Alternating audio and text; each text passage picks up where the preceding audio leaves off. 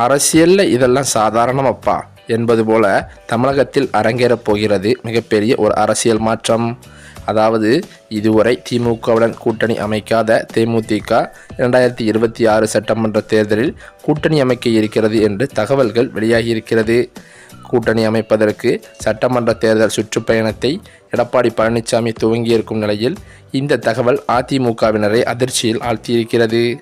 2026 சட்டமன்ற தேர்தலுக்கு இன்னும் 10 மாதம் இருக்கும் நிலையில் தமிழ்நாட்டின் அரசியல் கட்சிகள் தேர்தல் வேலையை தொடங்கிவிட்டன.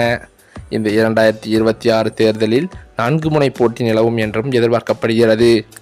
திமுக கூட்டணி, அதிமுக கூட்டணி, நாம் தமிழர் மற்றும் விஜயின் தமிழக வெற்றிக் கழகம் ஆகிய 4 முனை போட்டி நிலவும் சூழலில் திமுக கூட்டணியானது மிக வலுவாகவே இருந்து வருகிறது.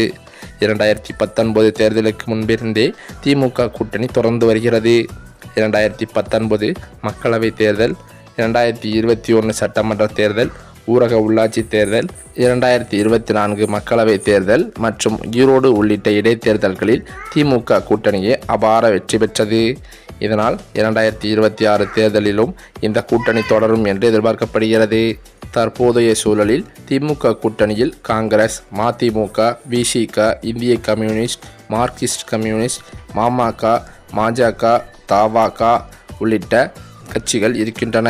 மேலும் சிறு சிறு அமைப்புகள், கட்சிகள் திமுகவிற்கு ஆதரவாகவும் இருக்கின்றன.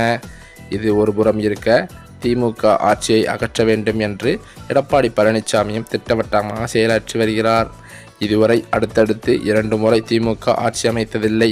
அடுத்தடுத்து 2 தேர்தல்களில் அதிமுகவும் தோற்றதில்லை என்ற வரலாற்றை தொடர வைக்க எடப்பாடி பழனிசாமி தீவிரமாகவும் முயற்சித்து வருகிறார். ஆனாலோ கூட்டணி தான் பிரச்சனைக்குரியதாகவே இருக்கிறதே. தற்போதைய சூழலில் அதிமுக கூட்டணியில் பாஜக மட்டுமே அதிகாரப்பூர்வமாக இருக்கிறது.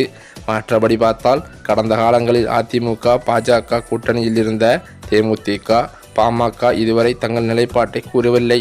மேலும் பாமகவில் உட்கட்சி விவகாரம் மிகவும் சீரியஸாக போய்கொண்டிருக்கிறது.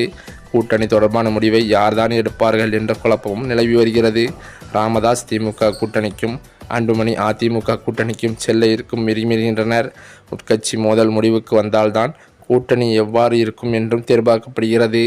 அந்த வகையில்தான் தேர்தலுக்கு சில மாதங்களுக்கு முன்பாகவே ஜனவரி மாதம் கூட்டணி குறித்து அறிவிப்பேன் என்று தேமுதிக தலைவரான பிரேமலதா விஜயகாந்த் அறிவித்திருந்தாலும் அவர்கள் ஏற்கனவே திமுகவுடன் கூட்டணி பற்றிய பேச்சுவார்த்தையை பேசி முடித்துவிட்டதாக தகவல்கள் வெளியாகியுள்ளது. இதன் காரணத்தினாலேயே தேமுதிக திமுக கூட்டணியானது உறுதி செய்யப்படுகிறது என்றும் தொண்டர்கள் மத்தியில் பேச்சுக்கள் அடிபடுகின்றன.